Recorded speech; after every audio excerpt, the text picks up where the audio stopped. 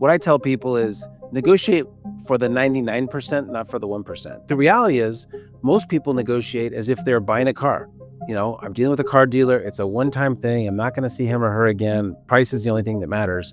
And that just doesn't represent. Welcome to the Learn It All podcast, the show for today's leaders who want to get ahead and stay ahead because we believe great leaders aren't born or made, they're always in the making. I'm your host, Damon Lemby, two-time best-selling author and CEO of Learn It, a live learning platform that has helped upskill over 2 million people. In just a moment, I'll be joined by Stan Christensen, who's taught a highly successful business course at Stanford for over 20 years. He's a former hostage negotiator, international mediator, and he's the host of a great podcast called All Things Negotiation. I've always been really intrigued when it comes to negotiation, so I'm really looking forward to discuss certain things with Stan, like why most people prepare the wrong way for negotiation, how to stop seeing negotiation as a battle and start seeing it as problem solving. And here's one of my favorites. What do hostage takers, procurement teams, and spouses all have in common? So Stan, most people still think that negotiation is all about tactics, squeezing the most out of the other side. But why do you believe that mindset is not just wrong, but it also could be dangerous? It's wrong, and it's based on a fundamental assumption that a negotiation is a one-off, one-time exercise. And the reality is 90% of the negotiations you do in your career, whether they're personal or business, are going to be with people that you see again. And so if you use a tactic on them to take advantage and put them at a disadvantage, they're going to remember, even if you do well. And so think about negotiation as a long-term exercise, not a short-term exercise. That's the number one answer. And so, studying up on you, you've traveled to over 75 countries, negotiated political conflicts, hostage negotiations. Walk us through a little bit about that. How did you even get pulled into this line of work? Yeah, I was in graduate school at Harvard and a little bit disillusioned with the normal career track of investment banking and management consulting. And I met Roger Fisher, the author of the book Getting to Yes, that you might know about. And he convinced me that negotiation was the key process skill on getting things done. And that's what I wanted to do. I wanted to get things done in life. And so if you think of negotiation as any attempt to persuade or influence another party, you've done it today, with somebody. Almost everyone has negotiations every day. They just don't realize they're having them. And so I thought, wow, if I could learn a horizontal skill like that. And the second thing was I'd been on a church mission in Latin America, so spoke Spanish. And they had a project in Colombia, mediating between the different guerrilla groups and the government. This is in the 90s when it was really tough stuff down there. And I think they wanted me because I spoke Spanish, honestly. I wish it was because they thought I was smart or I was a great negotiator, but they needed someone that was a fluent Spanish speaker. So my very first project, I fly down to Bogota, meet the president of the country, get a helicopter, some bodyguards, and on our way to work out differences with the guerrilla leaders, which was much more interesting than sitting in a cubicle in New York doing PowerPoint and Excel, which a lot of my classmates were doing. What was it like walking into the room with all those guerrillas up front? Well, the good news is there's never a room. They're usually camping out. So it was pretty, high drama stuff. You take a helicopter, you take a hike in, sometimes you get blindfolded and go and meet with the leaders. Blindfolded? Sometimes, yeah. The most important thing to know about those kind of negotiations is they're just people. You hear the term guerrilla and you think, oh my gosh, they probably kill people.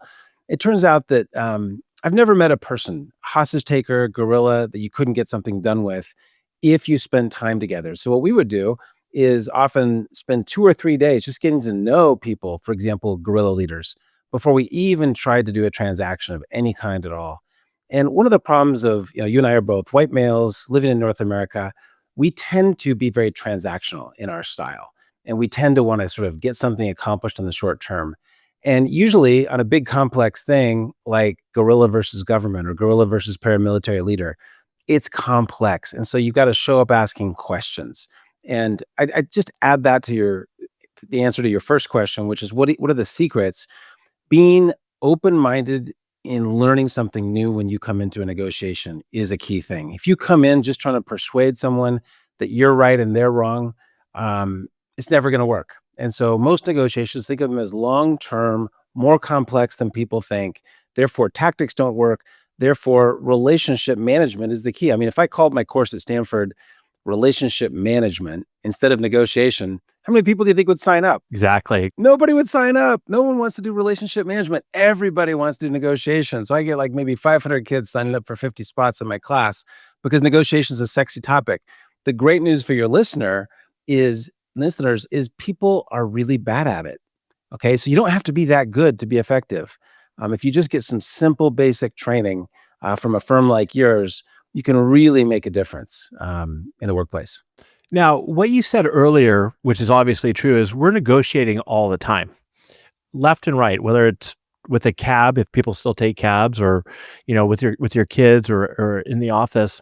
But a lot of listeners are out there thinking, "Well, I'm a terrible negotiator. I just was born not good at it." So, in your opinion, is it an innate skill, or is it something that anybody could learn and get better at? Both. Some people are born better, and through the socialization through childhood, they develop some skills, but everybody can get better. I think of it a little bit like I just interviewed for my show, All Things Negotiation. I interviewed an athlete, and this is one of 7 guys to play both professional football and professional baseball. And so you look at a guy like that, Who was it? Chad Hutchinson. He Okay, played for the Cardinals and he played for the pitcher, Dallas Cowboys. Stanford. Yeah. Yeah. Yeah. And Chad is just this amazing athlete. He went on to have an amazing business career after. Um, but, people like Chad were born athletic and they had coaches and they learned. And so negotiators are similar. Some of them are born, but even the best negotiators need a coach, need to learn. And one of the great things about the topic is you can always get better. None of us have reached a destination where we're the best negotiators. One thing that I like that I heard you talk about is that you've kind of made it your mission to help leverage the negotiation and put it to the disadvantaged side, to help people who are disadvantaged in a negotiation. Can you give us an example of almost like a Rocky type story where you help somebody who's an underdog and help them win? Well, what's interesting, and I've talked to lots of mediators. So one piece of negotiation is mediation, and we could talk about that, where you're kind of the intermediary between two sides. And you almost always, I think it's human nature, not just me, favor the underdog, the person that's getting taken advantage of. Examples of this would be, I did a lot of labor management mediation. So you're representing, the difference between a labor union and a corporation. I'm thinking of one story down in Latin America where it was in Chile, and the mining sector in Chile, I think it's like 10% of the economy. I mean, it really matters, copper mining. And they've been on strike for 6 months. And like most places, often management is just beating the crap out of labor. And labor then goes on strike. And so they've been on strike for 6 months, and we went down there. And it's just hard when you hear both sides of it not to favor the labor guys.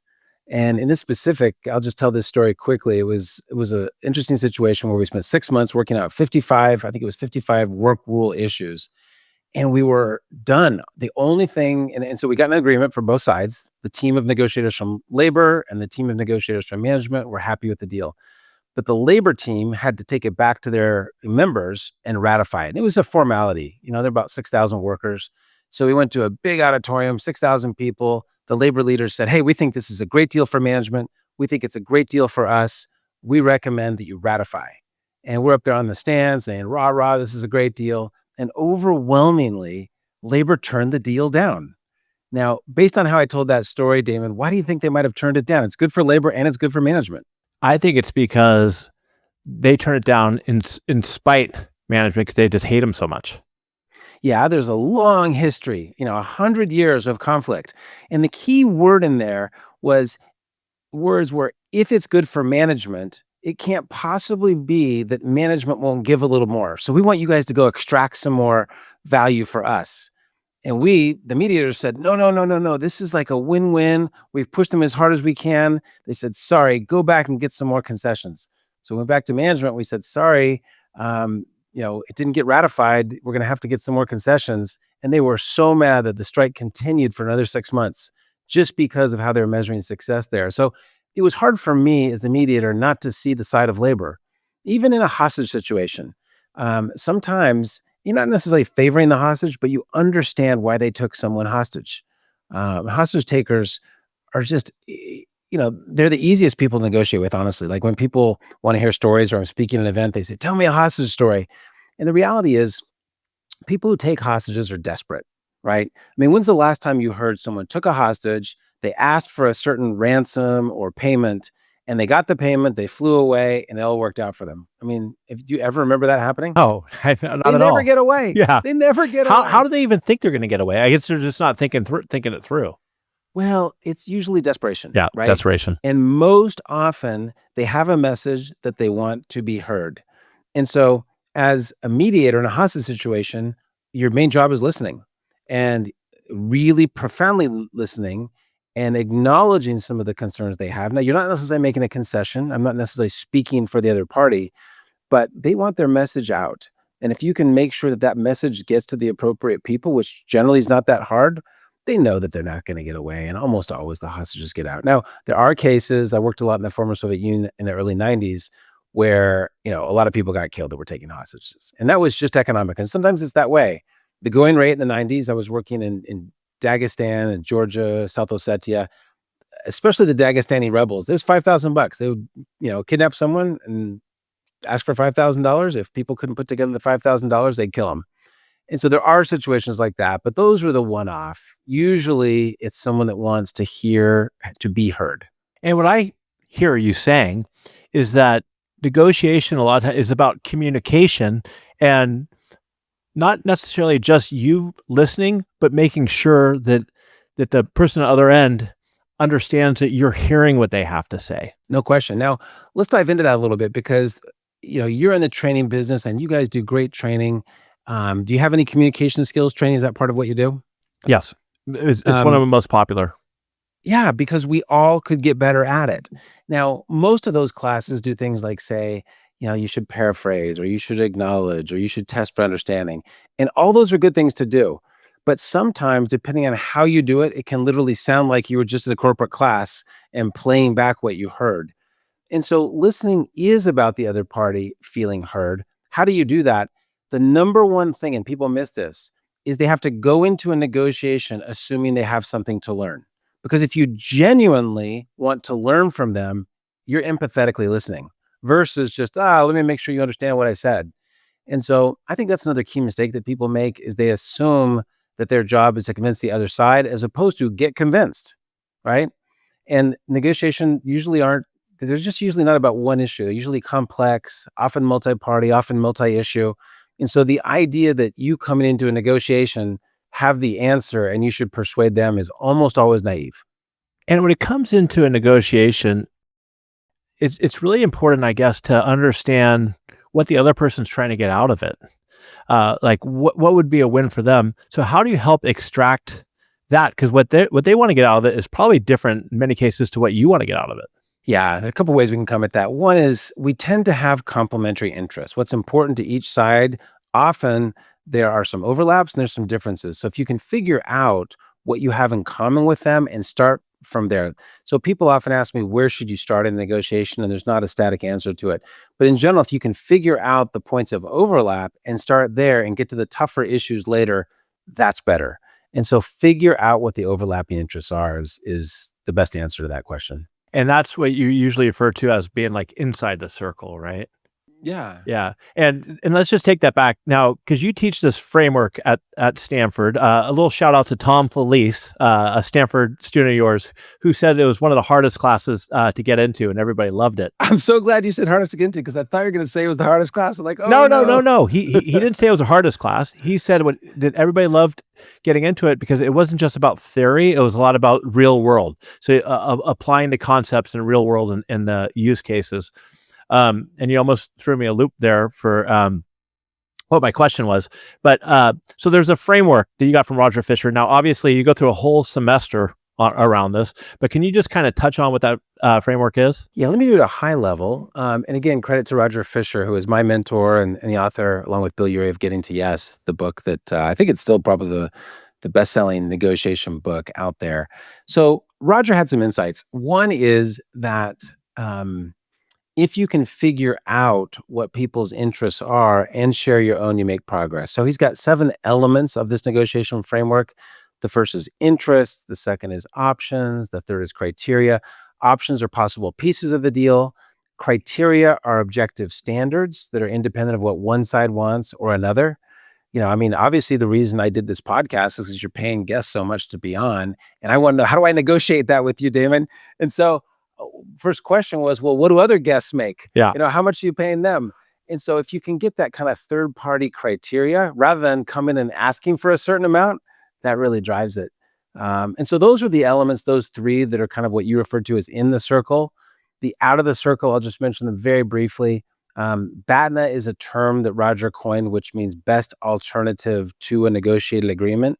So you always have a walkaway alternative.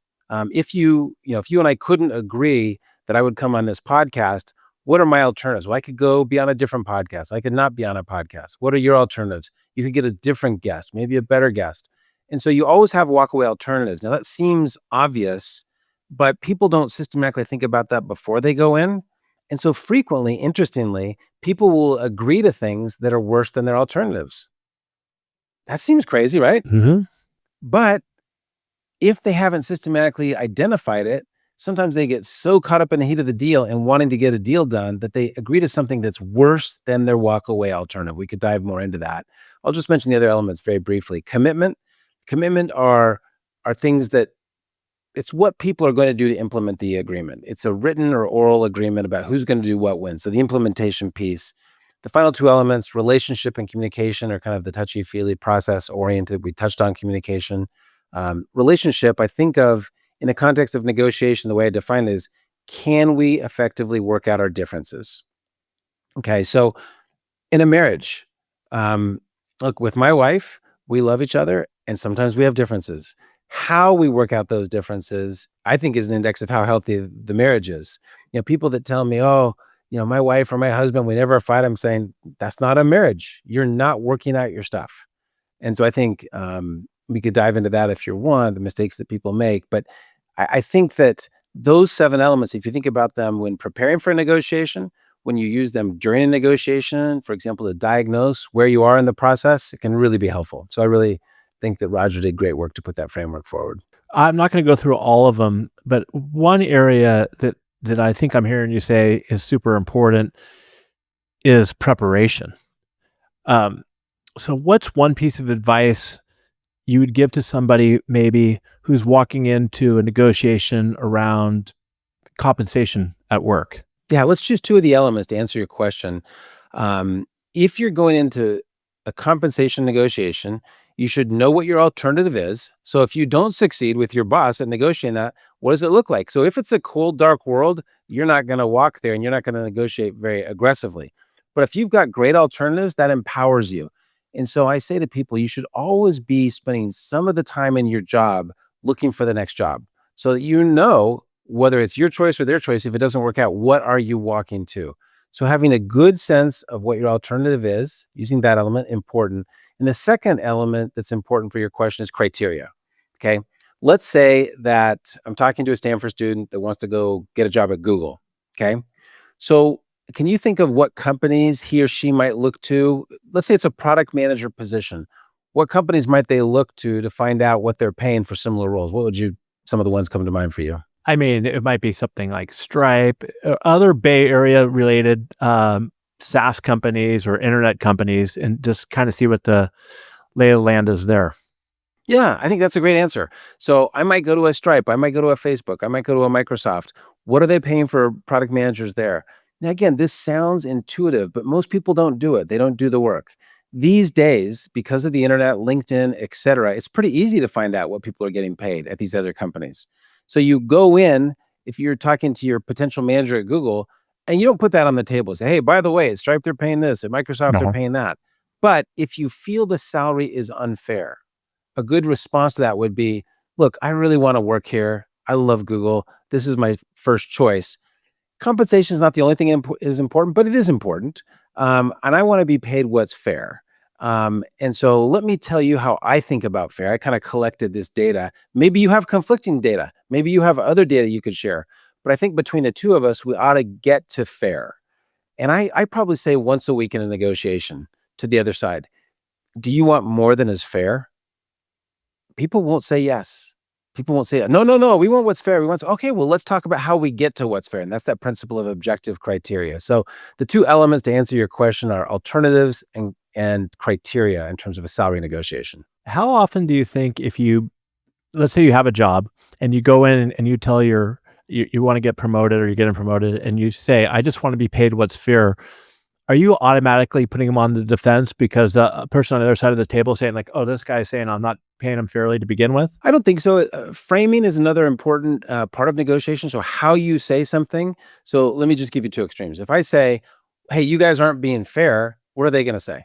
They're going to get defensive. They're going to say, yes, we are. Defensive, of course, we're fair. No one wants to be told they're not being fair. So, that would be an extreme example of what not to do. I think a better frame on that is look, I think that we can work this out. I really want to work here.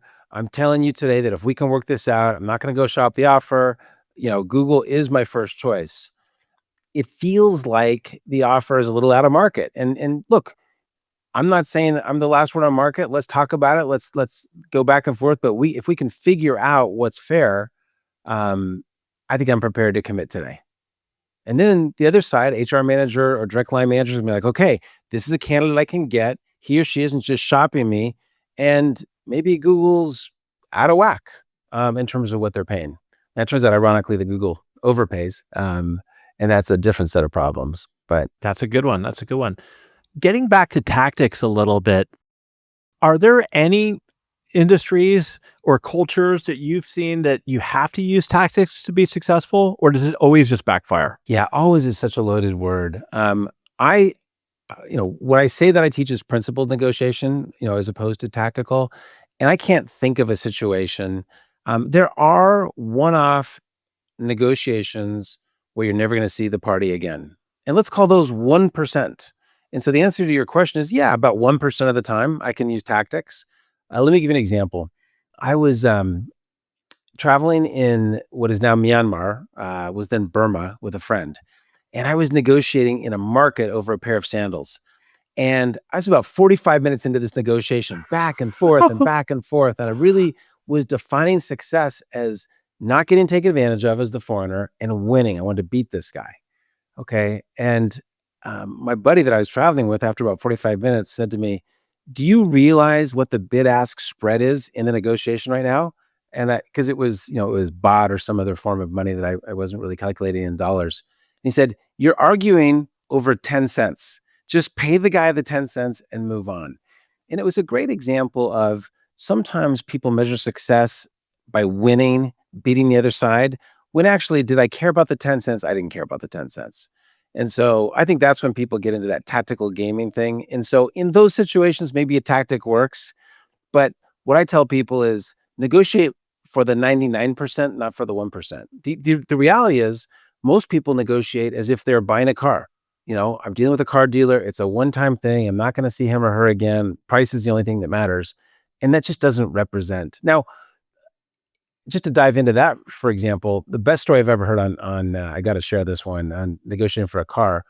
So this student figured out that the dealers get certain incentives, right, from the company, and maybe it's end of year model. If you guys can pull out these cars by midnight on, let's just pick a date, New Year's Eve, you get a $500 bonus. So the student had done his research and found out that they were incented that way. So he went to 3 different dealers. He said, I'm going to buy a car tonight. I know your incentives expire at midnight. And so the only thing here's the car I want. It's a Toyota Corolla, whatever year. The only thing I care about is price. I want you to write down on a piece of paper what your best price is, put it on an envelope, seal it. And then I'm going to take all 3 deals. I'm going to 2 of your competitors and I'm going to open them at the same time.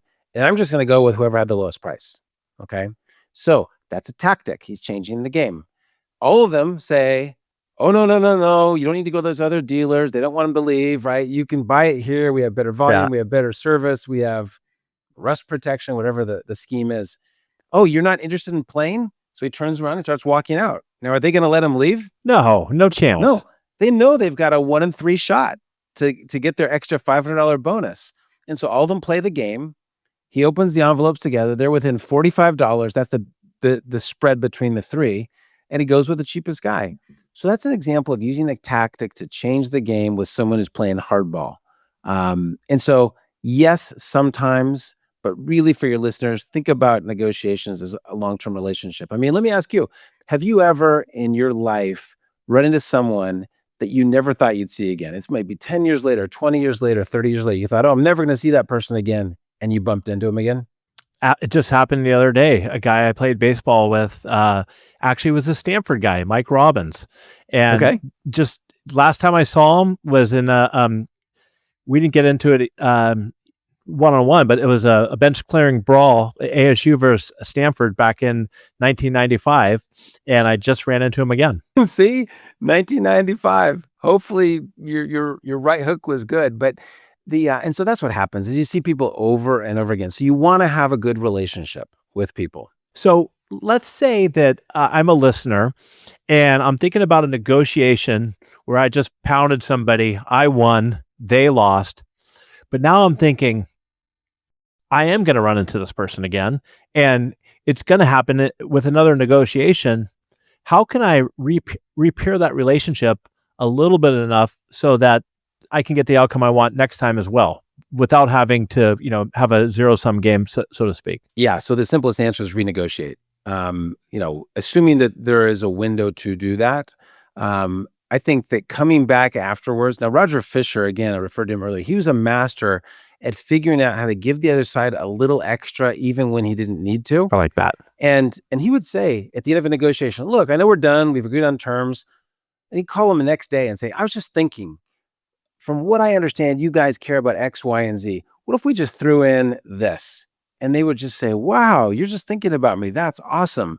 And he's going to see those guys again. And so you can renegotiate things if you feel like you took advantage, or if you got taken advantage of.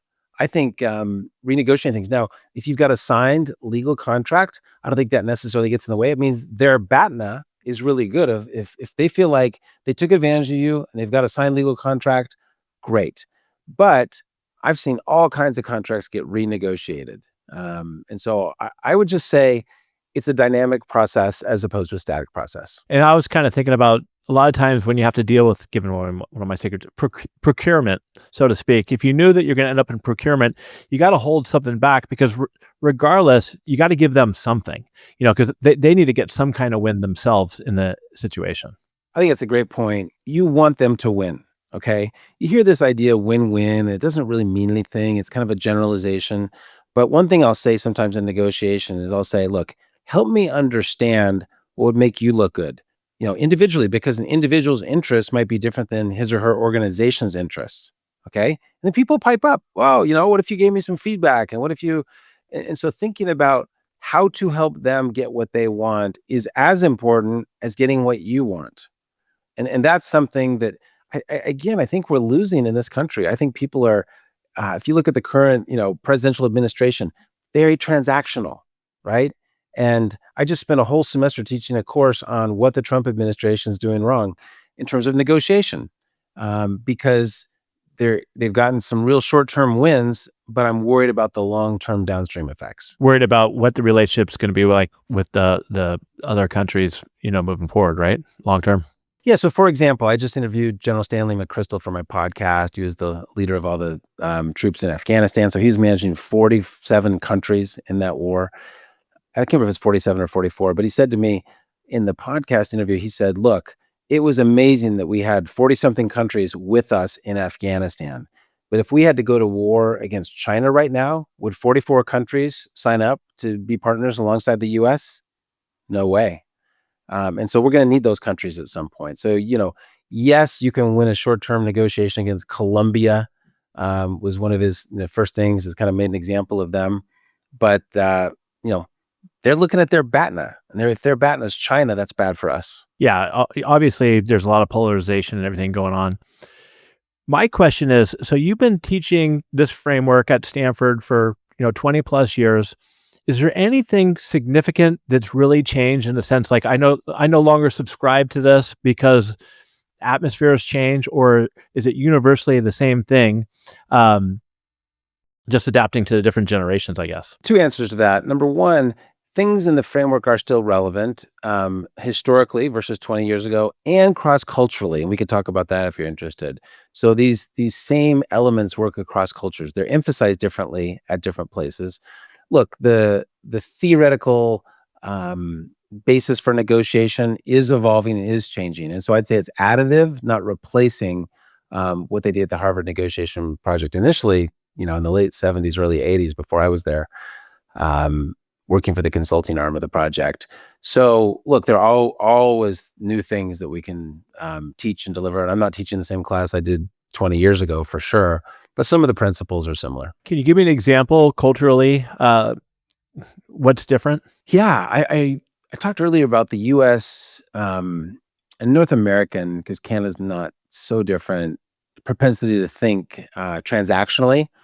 Let me contrast that with Latin America. Okay, I did a lot of work in Mexico, and in Mexico, if you get off the plane, go to the hotel, and go to a conference room, and pound your fist on the table and say, "This is what we came to get," and let's sit down and talk about it and wrap that up in 3 hours, they would look at you like you're a crazy person, right? They would just not go for that. So in Mexico, they want to meet you. They want to have at least a couple meals together. They want to hear who your wife is and who your mother is and what do you like to do.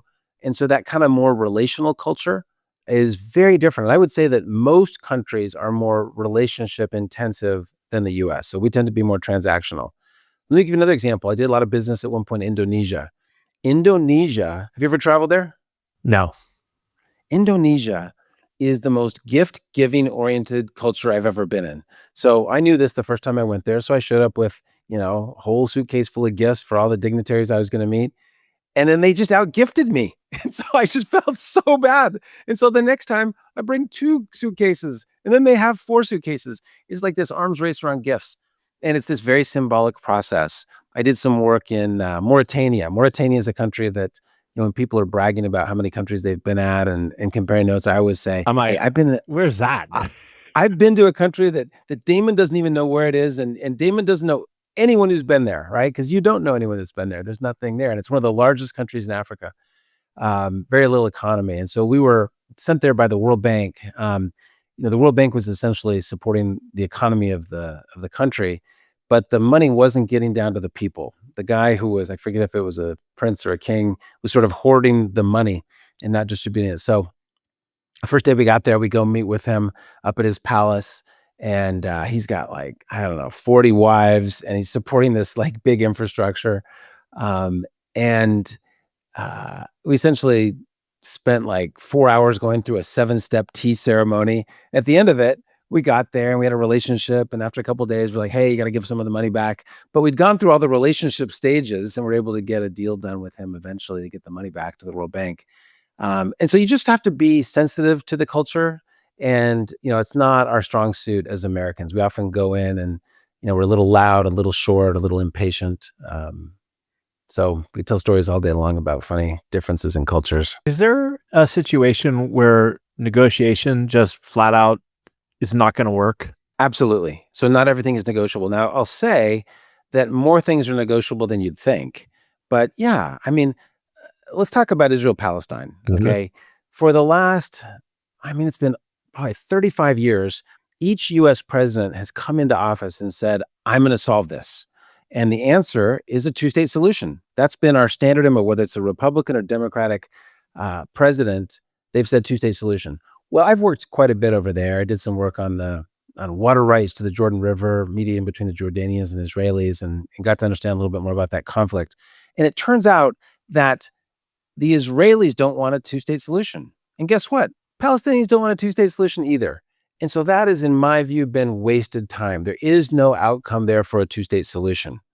It doesn't matter how good you are at negotiation. So that approach. Now, I think there is a resolution to what to do with the people that live there, but I don't think it's a 2-state solution. And it never was.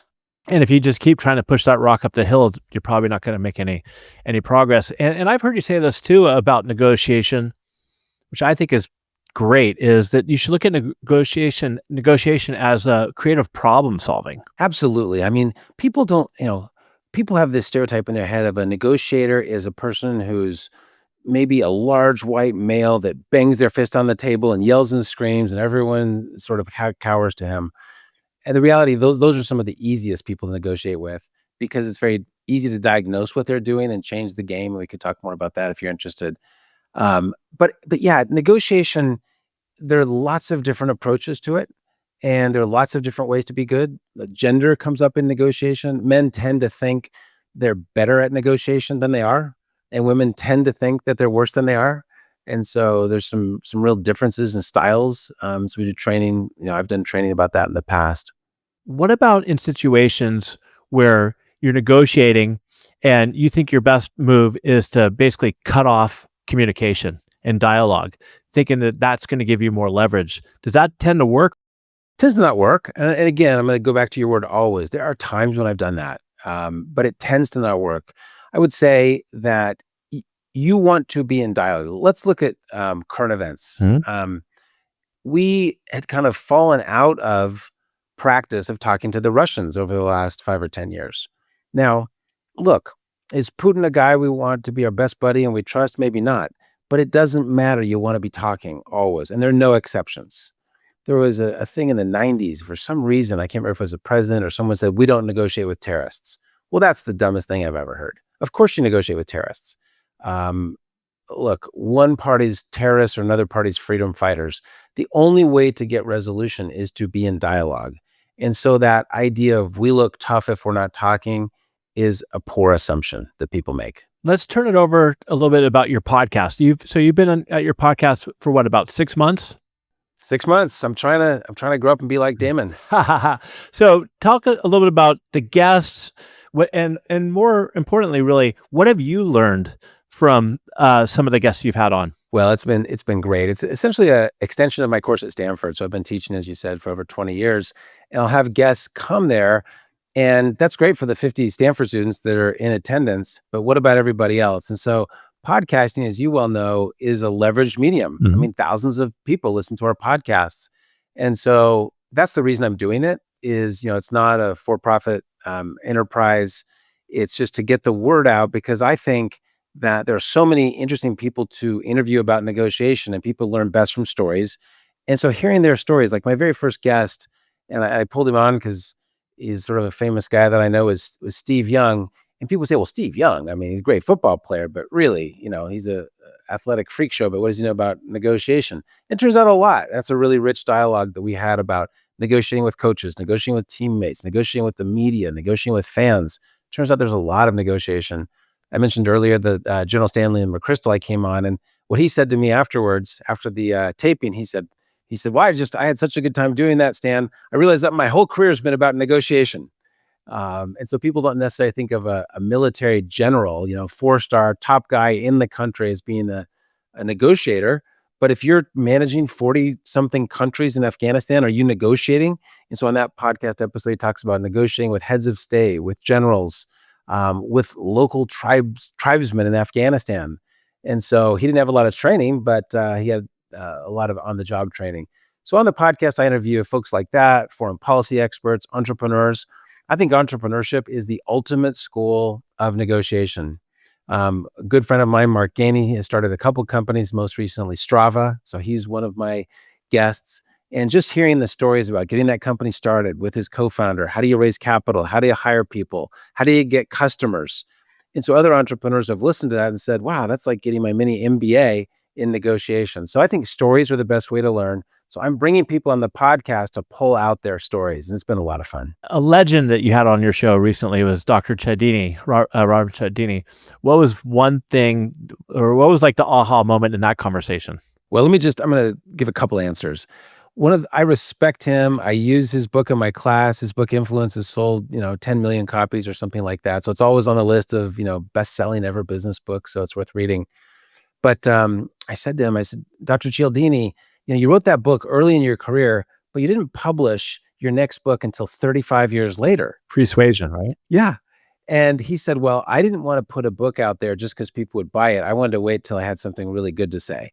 And I just thought that was so humble, so admirable. He could have cranked out books and made tons of money just based on, the follow-up to Influence, the workbook for their Influence, Influence Plus, Influence for Women.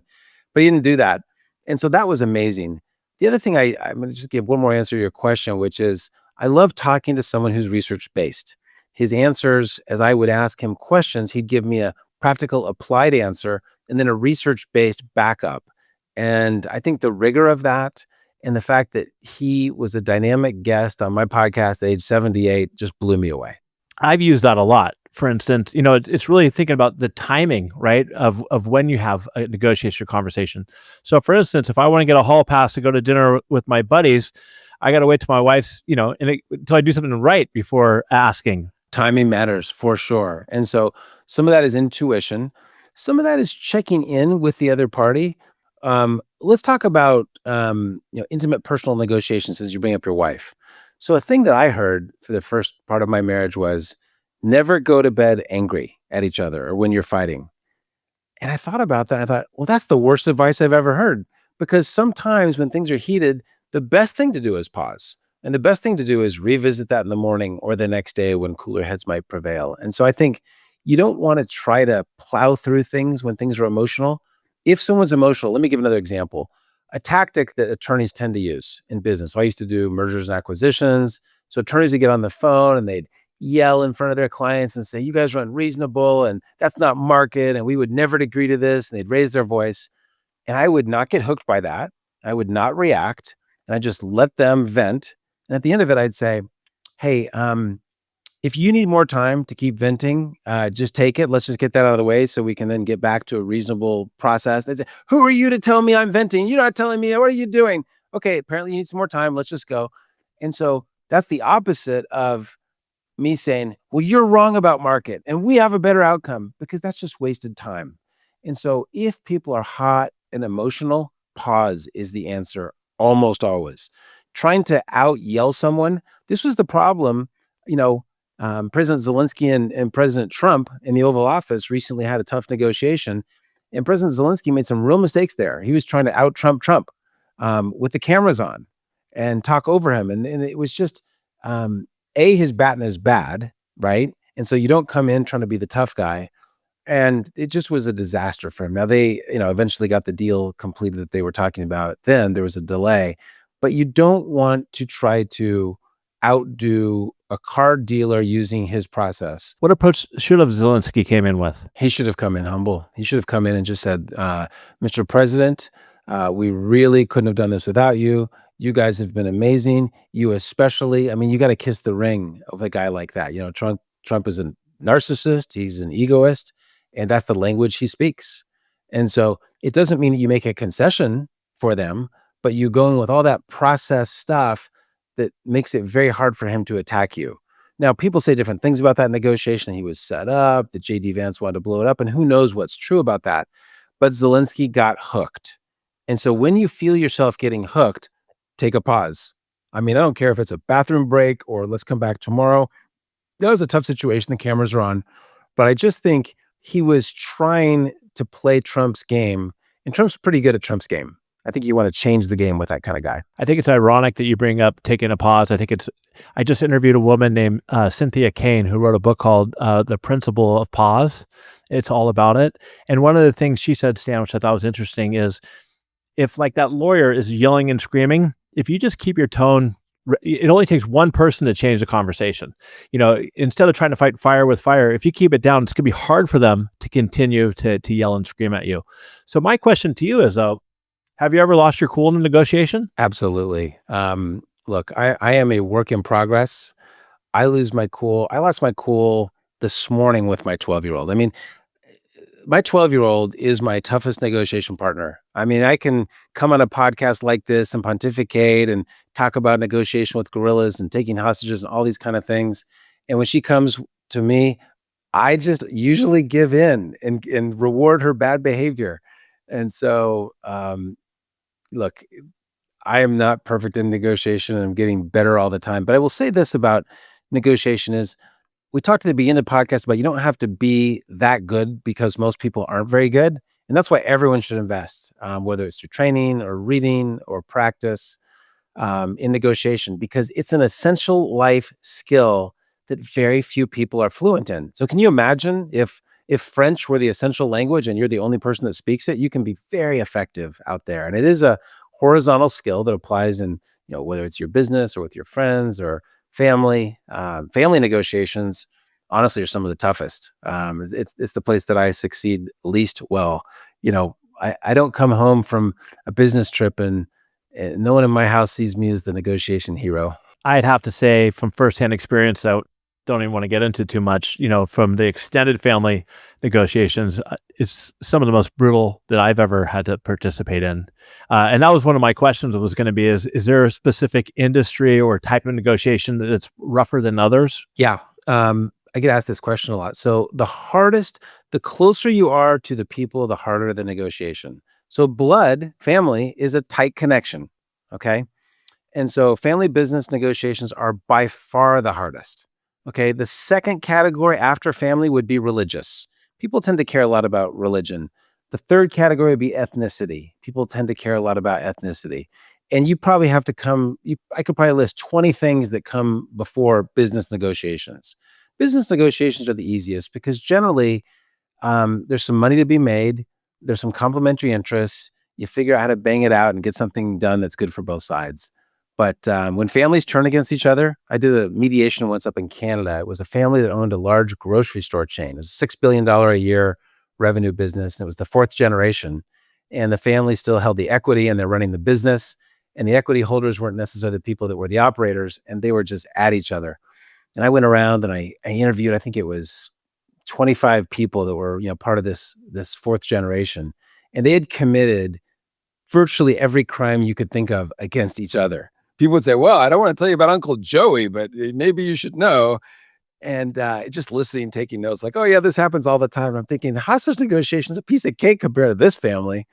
And so, look, family stuff is really, really hard. It's why I tell people do not go into business with your family. And there are rare exceptions. Um, why? Because business is hard and there are going to be rough and tumble moments. And the idea that, let's say it's your brother or your sister, that you're all going to contribute equally and all get along and there's going to be no conflict, buyer beware on that one. I think that's great advice. One story that I just really wanted you to share because it was one of my favorites is your Peru story. I think what you're referring to is mediation that I was on the team of, which was a land dispute between Peru and Ecuador. It turns out that there are lots of disputes around the world over land. It's not just Ukraine, Russia. There are lots of little pieces of land that if you look at the maps of both countries, they each have that piece of land on their map, and Peru and Ecuador had one of those. And we were down there mediating, and the representative from Peru was a general, and the representative from Ecuador was a politician. And the team of us working on that tried really hard to get them to agree. And after about 2.5 days and no progress, it was going to fall into that category that you brought up earlier of some things just aren't work outable. And they had kind of given up. You kind of know when you're that North American consultant, you're coming down, they're just going through the motions and humoring you, and there's just no progress. So we're discouraged. And it wasn't my idea. Another person on the team said, look, why don't you guys go in the next room and talk about stuff for a half an hour that doesn't relate to the conflict. It could be your favorite soccer team. It could be your family. It could be your religion, but just not Peru and Ecuador on this piece of land and see if you can find some common interests. And as he said that, my thought was, well, that's a dumb idea. That would never work. And so I was against it, naively. But they did this. And glad that I had a smarter colleague than me in this situation. So they went in the next room and they talked for half an hour and they're still talking, and 45 minutes and they're still talking. An hour later, they're still talking.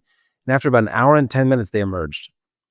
And the general said to us, I'm now prepared to negotiate with this man. Let's sit down. You must have been shocked. Everyone's just couldn't believe it. And so he said, great, let's sit down. Let's see if we can work something out. And he said, I think my colleague, it might have been who asked him, he said, what happened in there? Help me understand how you got to this point. You seem like you're in a different place than you were when you went in over an hour ago. And he said, well, I learned that this man has a handicapped daughter and I have a handicapped daughter. And I know that in that family, that's, an 18-hour day of just ministering and taking care of that girl. This is a good man. I can work with him. And, there were tears. I mean, we just were all amazed, and they're able to, work that situation out because of the common interest. And so I've never found someone, guerrilla leader, hostage taker, my wife, that I can't find something in common with. And so if you can start there with what you have in common, that's really where you get the marrow in the bone and you're able to work things out. I think there's a couple things there. One is you've talked about throughout how how important relationships are, or finding common ground, and that's not soft. That's not like, oh, I'm being soft. I'm giving. You're not talking about giving in. You're just saying find common ground. And the other thing I like that you mentioned is like not just going with your assumptions were wrong, and sometimes it's really important to be able to check your own assumptions. Yeah, let's talk about that for a minute because I get asked all the time. I'll be at a cocktail party and people say, "Well, I'm not going to get to take your class. So tell me the 5 things. What Mhm. do I need to know?" And of course, I answer it differently over the years because you get bored of saying the same thing. But one answer I've given in the past is people who can recognize the assumptions they bring to the table. Number one, and question them, number two. So some people can do number one. I'm a white male. I got an MBA. I worked in conflict resolution for a decade. I did investment banking after that. That that's certain stuff that I'm just bringing to the table based on who I am. So I can recognize that. But can I say, what does having an MBA from Harvard do to disadvantage me and blind me to something that I might not be able to see? And so if you can recognize and question, that's a pretty sophisticated person in a negotiation. And they're what you referred to earlier as a problem solver. They're there to learn. And if you don't come to a negotiation with some questions for the other side of things that you want to learn from them to help you problem solve, you're not maximizing the outcome in a negotiation. And that's really what negotiation is. We talked about getting to yes earlier. I would say, like, if I'm going to write a book about negotiation, it would not be getting to yes, it would be getting towards optimal outcomes, right? And that's what we want to do. We want to optimize, not just get an outcome. Wrapping up here soon, but have you used AI at all uh, to help you check your own assumptions or be a thought partner for you around it? The answer is barely. I do use AI quite a bit for different things. Um, and mainly it's been a research tool. I just find that I can get things summarized quickly. I can check in on a cultural assumption I might have. I've just been amazed at the effectiveness of it. Now, I've given a lot of thought to using AI as a tool to optimize negotiations, and I think we'll see that in the next couple of years. And so, what it's really going to do from a negotiation perspective is make things more efficient. And that there's some good things about that and some bad things about that. I said earlier, you don't want things to be too efficient because you're going to miss things. Mhm. And so if we're dealing in a subjective world, negotiation is more like fiction than nonfiction, and AI is better at nonfiction so far. I only brought that up because I actually attended a AI webinar on how to have it help you check or push against your assumptions.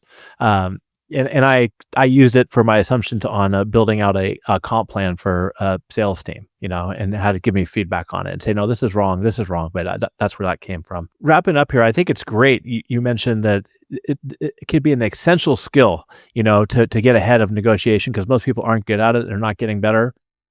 One way to do it is obviously watch your podcast, and we mentioned that. But do you have either a favorite movie or a book that you'd recommend? Gosh, I have lots of both. The movie will surprise you a little bit. It's you ever seen the old version with Henry Fonda of 12 Angry Men? I saw the most recent version. I can't remember if the first one. Yeah, this is black and white. It goes back, but it is so good. So I'd say go back and watch the Henry Fonda version of 12 Angry Men. It's essentially a courtroom drama where Henry Fonda plays the lead juror, and he spends the whole movie trying to persuade other jurors that they need to question their assumptions. And it's literally the best movie on negotiation. There's a lot of fun clips from other movies that we could talk about. In terms of books, besides Getting to Yes, I would say, look, I'm going to go with Robert Cialdini's book Influence. That would be my number two. Difficult Conversations by my colleagues from the Harvard Negotiation Project, Sheila, Doug, and Bruce. I use that in my class. And so if your listeners aren't familiar with that, I had Joseph Grenny on my podcast recently who wrote Crucial Conversations. That's also a very good companion book. A lot of good things out there. We're going to put a couple links to your episodes that you mentioned. We've talked about a bunch, and I'll recap that in a second. But if there's one thing, one mind shift that you want our listeners to leave this conversation to immediately try to apply, and you had to whittle it down to one, what would that be? Shift to a learning stance, right? You want to shift from advocacy to more inquiry, and inquiry is going to lead to learning. Because if I go in and say, I'm open to being wrong here, I'm open to learning new information, and we can together craft an outcome that's better than anything I came together with you with, that's going to be a better outcome. So shift to a learning stance. Great, Stan.